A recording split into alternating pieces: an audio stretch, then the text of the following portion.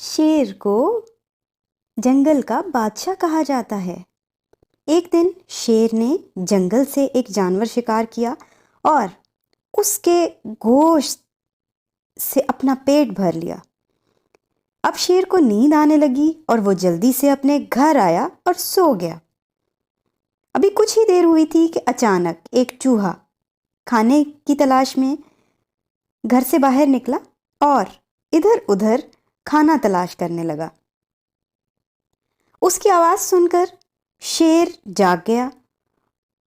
اس کو بہت غصہ آیا اور اس نے لپک کر چوہے کو پکڑ لیا اور کہا، تم میرے گھر میں میری اجازت کے بغیر کیسے آئے ہو؟ اب میں تمہیں کھا جاؤں گا۔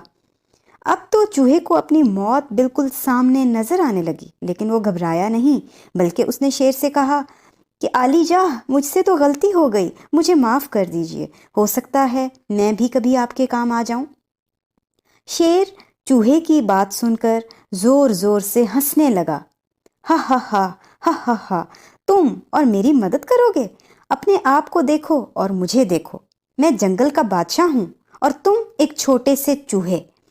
چوہے نے کہا، دیکھیے جناب، کسی کے چھوٹا ہونے کی وجہ سے اس کو حقیر یا کمتر نہیں سمجھنا چاہیے۔ اللہ تعالیٰ نے کسی چیز کو بھی بیکار پیدا نہیں کیا۔ شیر کو ننھے چوہے کی یہ باتیں بہت اچھی لگیں اور اس نے چوہے کو آزاد کر دیا۔ چوہا بہت خوش ہوا، اس نے اللہ کا شکر ادا کیا اور پھر شیر کا بھی شکریہ ادا کیا۔ ابھی اس قصہ کو کچھ ہی دن گزرے تھے کہ جنگل میں کچھ شکاری آئے۔ انہوں نے شیر کو پکڑنے کے لیے ایک جگہ جال لگایا تاکہ شیر کو پکڑ کر چڑیا گھر والوں کو فروخت کر سکیں۔ شیر شکار کی تلاش میں جنگل میں گھوم رہا تھا کہ اچانک اس کا پاؤں جال میں پھنس گیا۔ اب تو شیر بہت گھبرایا، اسے معلوم تھا کہ اس قسم کے جال شکاری لگاتے ہیں اور شکاری جانوروں کو پکڑ کر شہر لے جاتے ہیں اور چڑیا گھر والوں کو بیچ دیتے ہیں۔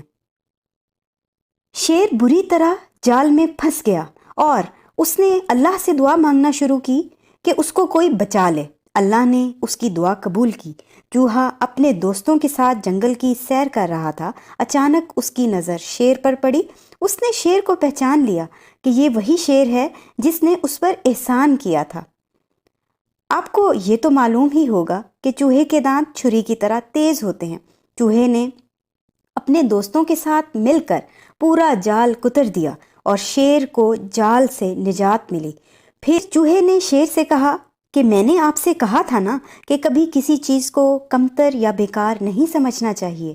شیر کو بھی یہ بات سمجھ آ گئی۔ اس نے چوہے کا شکریہ ادا کیا اور اللہ تعالیٰ کا بھی شکر ادا کیا کہ اس نے چوہے کے ذریعے اسے ایک بہت بڑی مصیبت سے بچا لیا۔